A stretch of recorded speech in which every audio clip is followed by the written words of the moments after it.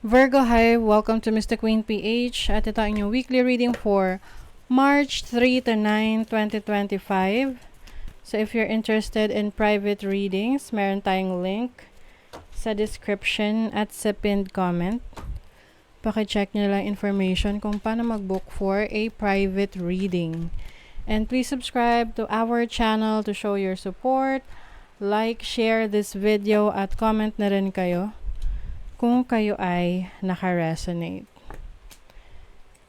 And also, kung meron kayong TikTok, follow nyo ako sa TikTok, Mystic Queen PH, and also sa Facebook na rin. Like, follow.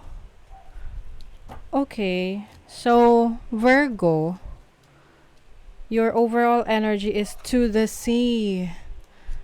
Parang ano kayo ngayon, going with the flow. Parang ano, yung iba malungkot, pero you feel like merong mga bagay sa buhay mo na hindi mo kontrolado. So, hinahayaan mo na lang. Kasi, stress ka lang eh. 'Di ba? Hindi mo kontrolado yung situation. Some of you, this can be related sa trabaho. Meron dito na parang pinagtutulungan eh, sa work. Oo. And, parang feeling mo, it's unfair. It's unfair. Yung iba sa inyo, gusto nyo gusto nyo gumante, or gusto nyong parusahan tong taong to kasi you feel like ginagawa nila to on purpose, no? Parang gusto talaga nila na yung iba parang gusto kayong siraan, gusto kayong pabagsakin. You really need to protect yourself, you protect your energies, Virgo. Okay, your overall energy is the moon. Some of you may be very emotional this week. Medyo mabigat, no? Kasi yung iba, maaring you need to leave this situation, especially sa career or trabaho. Dahil pakiramdam mo, na siya, yung nakaka-apekto na siya sa mental health mo, sa day-to-day life mo. You have the death card here, which is the challenge. So, maaring ang challenge sa'yo is kung paano mo i-let go yung mga bagay na dapat mo nang i-let go because it's no longer in alignment of what you really believe in, no? Hindi na siya aligned sa pinaniniwalaan mo.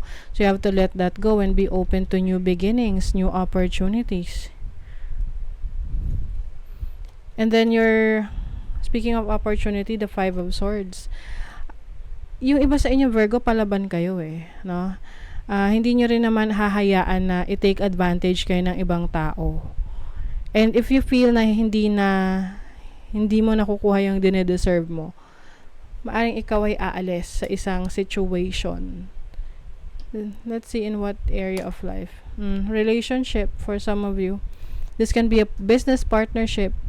If meron kang business partner na parang feeling mo, ikaw lang nagtatrabaho siya, wala siyang ginagawa, pero pantay lang yung inyong income, hindi yun fair, diba? You have the King of Pentacles as your blessing. So, you will be blessed with knowledge, with skills, pagdating sa pag-handle ng finances, sa pagpapaunlad ng career mo, trabaho mo, kung ano man tong pinagkakakitaan mo. Kailangan mo lang talagang i-reassess yung situation mo if there is something na kailangan mo nang i-cut off or tapusin. Kasi tinan mo to, you have the 5 of Wands and Fox. Watch out, pinag-iingat ka. Be careful who you deal your finances who you deal your finances with. Someone might be taking advantage of your vulnerability. So, yung iba sa inyo, maaring inaabuso kayo sa trabaho, 'di ba? Let's say for example, alam nila masipag ka. So sa'yo lahat binibigay yung trabaho. kahit kaya naman ng iba. 'Di ba? So, you have to be aware sa ganyang klase ng kalakaran sa trabaho or sa business naman, yung tipong ah, maaring merong naiinggit sa success ng negosyo mo. Kaya pwedeng sinisiraan yung produkto, yung serbisyo na pinapakita mo or binibigay mo sa iba. Pay attention sa mga ganyang klase ng tao. And then sa relationship, getting to know someone. So if you are connecting with someone right now, hindi mo siya minamadali, no? Hindi mo minamadali yung connection ninyo. Kumbaga step by step, kinikilala mo tong person na to.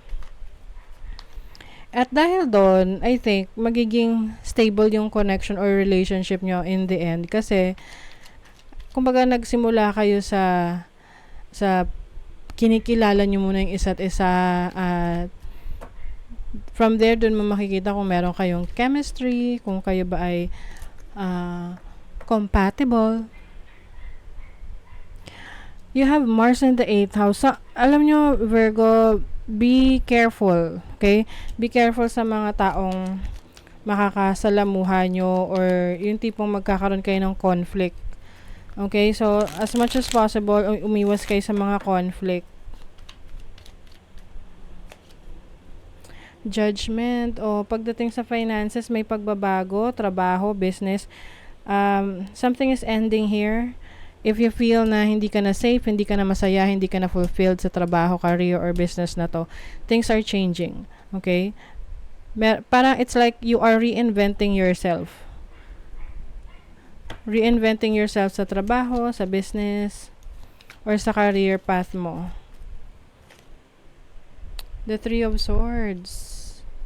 Sa relationship, maari kasing meron ditong disappointment sa isang tao that you're dealing with na parang feeling mo tama na rin na kinilala mo siya kasi at least may idea ka ng kanyang pagkatao, 'di ba? May disappointment so you really get to know that person. Slay them all. O ayan, palaban ka talaga, Virgo. Yung mga taong hindi naniniwala sa kakayanan mo or tinitake advantage ka dahil sa akala nila merong kang kakulangan or merong kang kahinaan. So, papakita mo na nagkakamali sila. You already have all the answers. Ayan. So, kung may mga bagay na confused ka, naguguluhan ka, kung anong direction tatahakin mo, actually, alam mo na yan. Gusto mo lang ng confirmation kung totoo ba or tama ba yun. So, whatever you feel will make you find comfort, no? So, just pursue that. Kasi, yun yung sinasabi sa'yo ng higher self mo. To explore, to try new things, and leave a situation that is toxic and no longer serving you. Okay? So, that is your reading, Virgo. Thank you so much. See you again.